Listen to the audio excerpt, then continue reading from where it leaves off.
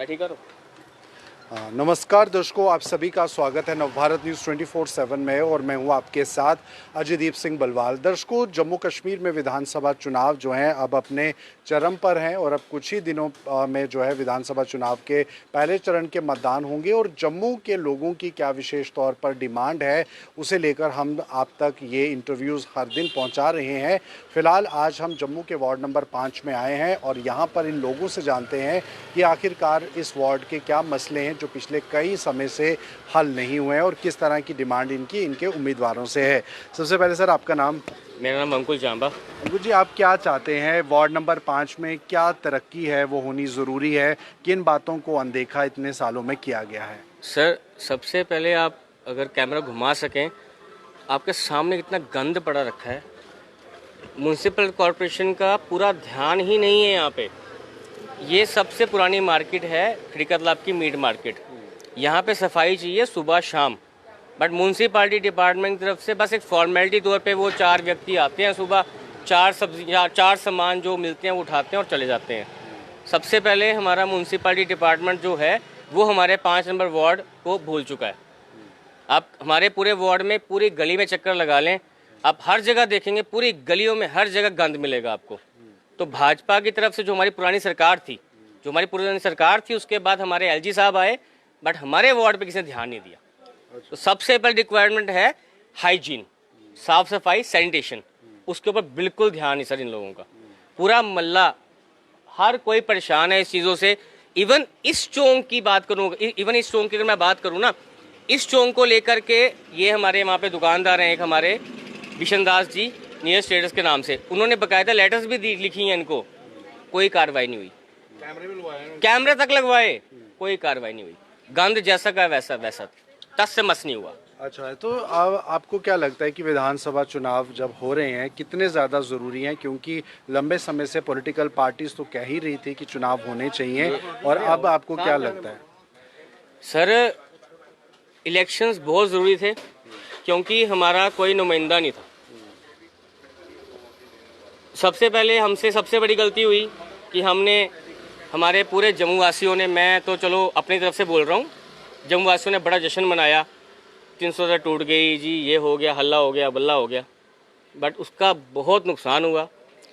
Sir, हमारे 5 number ward में, specially खड़ीका तालाब में, गुज्जर नगर में खड़ीका तालाब में सर्दियों में मेले लगते थे, मेले। बिकॉज दरबार मूव होता था यहाँ पे। यहाँ के जो हमारे जो दुकानदार हैं, बिजनेस वाले हैं, उनको 100 तरह के फ़ायदे होते थे। ग्राहक बढ़ता था, कमाई बढ़ती थी। जो कमियां गर्मियों में, क्योंकि गर्मियों में क्या होता है कि सीजन से डाउन होता है, सर्दियों में काम होता था, उससे कश्मीरी जब आते थे, कश्मीर से लोग आते थे, दरबार मूव होता था, बहुत फ़र्क पड़ता था काम का, वो सब खत्म हो गया, ठप हो गया एकदम। सबसे बड़ी बात तो ये है। ठीक है, और कोई बात करेगा? आप कुछ बोलना चाहोगे? बिल्कुल बोलेंगे। हाँ, तो आपसे ही सवाल एक और रहेगा कि जम्मू में ऐसे कई पुराने ऐतिहासिक मंदिर हैं, कई तरह के टूरिस्ट हब बनाने का वादा जो है वो सरकार करती है, लेकिन अभी तक ये चीज़ें जो हैं वो ज़मीनी हकीकत पे नहीं देखने को मिली हैं। क्या लगता है आपको, कितना ज़रूरी है? सर, आपका सवाल पूछते ना मेरे चेहरे पे मुस्कुराहट आई थी। एक हमारे मुबारक मंडी में ना एक लाइब्रेरी थी बहुत पुरानी, उसको ये कन्वर्ट करने जा रहे हैं कैफ़े में। एक पुरानी लाइब्रेरी राजा जी के टाइम से चली हुई, उसको ये कैफ़े में कन्वर्ट करने जा रहे हैं, जो आने वाले टाइम में बनेगा शराबियों का अड्डा। और भाजपा सरकार का आपको पता ही है, सॉरी मैं नाम नहीं लेता, पुरानी सरकार का आपको पता ही है, उन्होंने JNK को दिया क्या, स्पेशली जम्मू को दिया क्या? वाइन शॉप्स दी, सेक्रेट जहाँ से बिजनेस आता था वो ख़त्म कर दिया। उसके अलावा अपना ये प्रॉपर्टी टैक्स दिया, स्मार्ट मीटर्स लगाए। और आने वाले टाइम में अगर अभी भी लोग नहीं समझे तो सर आने वाले टाइम में पानी पे भी ये हमसे पैसा लेने जा रहे हैं। तो पुराने मॉन्यूमेंट्स जिनकी आप बात कर, हेरिटेज हमारी जो सोसाइटी है जिनकी आप बात कर रहे हैं सर, उस पर हमारी पुरानी सरकार ने बिल्कुल काम नहीं किया। इससे पहले हमारे यहाँ पे होते थे, हमारे यहाँ पे सर फंक्शंस होते थे जो प्रॉपरली ना उन जगहों को, मॉन्यूमेंट्स को डेवलप करके उन पे फंक्शंस किए जाते थे।